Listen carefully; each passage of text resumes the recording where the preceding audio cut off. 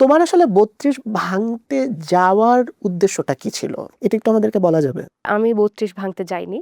আ আমি ক্যাম্পাসে যাওয়ার রাস্তাটায় আমার প্রত্যেকবার আসা যাওয়ার পথে ৩২ পড়ে। আমি একবার পার হয়ে যাই, একবার পার হয়ে বাসায় ফিরি। তো ঐদিনও তাই ছিল। আমার ঐদিন হাসিনার রায়ের কারণে আমার আল জাজিরাতে একটা ইন্টারভিউ ছিল। আমি আগে থেকেই সকালবেলা আমার বন্ধুরা মিলে আমরা একটু মুড চলছিল আমাদের, ওটা নিয়ে একটু পড়াশোনা করছিলাম। তো এরপর আমি ওটা ইন্টারভিউ দিতে যখন যাব, তখন ৩২ পার হওয়ার সময় আমি দেখলাম যে ক্যাম্পাসের মানে ঢাকা বিশ্ববিদ্যালয়ের আমাদের যে সহযোদ্ধারা ছিলেন জুলাইয়ে রাজপথে আমরা একসাথে যারা করেছি, তারাই ওখানে এবং তারা ওখানে রক্তাক্ত হয়ে পড়ে আছে। আমার চোখের সামনেই পুলিশ লাঠিচার্জ করছে। আমি দেখছি সংঘাত হচ্ছে, আমি দেখছি আমার সহযোদ্ধাদেরকে এভাবে পিটিয়ে মানে বেদম প্রহার করা হচ্ছে। আমি এটাকে দেখে এড়িয়ে চলে যাব, এটা তো আসলে কোনোভাবেই সম্ভব না। তো আমি গিয়ে তখন পুলিশের সাথে আমি তখনও ওই ব্যাপারটা আসলে উত্তপ্ত হয়নি। আমি তাদেরকে বললাম যে খবরদার এইরকম আপনারা করবেন না।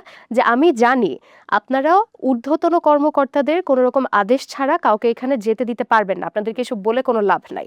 কিন্তু আপনারা বাধা দেন, আপনারা বাধা দিচ্ছেন, বাধা দেন। আপনারা কেন অ্যাটাক করবেন, আপনারা আক্রমণ কেন করবেন, আপনি কেন তাদের উপর হাত তুলছেন? এটা তো হতে পারে না। তো ওই ওই তর্কাতর্কির এক পর্যায়ে ব্যাপারটা আরো উত্তপ্ত হয়ে যায়। দেখা যায় যে পুলিশের একজন অফিসার আমাকে বলছেন যে না না না, কই মারছি না তো। এবং ওনার পিছন থেকে গিয়ে যে সাবঅর্ডিনেট অফিসার্স তারা দৌড়ে গিয়ে আবার আমারই সামনে তাদেরকে মারছে। তো ওই সময়টা একটাই হয়। আবার এরপর দেখা যায় যে আমি ক্যাম্পাসে যাই, ক্যাম্পাস থেকে ফেরার পথে আবার সন্ধ্যার সময় তখন আবার পুলিশ আমাকে বলেন যে হেঁটে যে আমি আমার রাস্তায় যাব তাও তারা দিবে না, মানে ঘুরে পুরাটা এসে, এবং ঘুরতে গেলে এটা আসলে অনেক দূরের পথ, ঘুরে গিয়ে তারপর যাতে আমি যেদিকে যাওয়ার যায়। তো ওই সময়টা আবার দেখা যায় যে আমার সাথে আমার একটা বন্ধু ছিল। তো দেখা যায় যে পুলিশ ওকে মারতে চায়। আমি নারী বলেই হয়তো বা অন্য কি কারণে আমি জানি না, আমার উপর আঘাত করেনি। কিন্তু আমার বন্ধুকে যখন মারতে যায় তখন লাঠিটা তোলার পর আমি একজনকে পেছন দিক থেকে ধরে ফেলি যাতে মারতে না পারে। এবং সো দেখা যায় ব্রেভ। যে কাট কাট করে ওই ভিডিওগুলোকে আরো নোংরা ভাবে উপস্থাপন করা হয়েছে।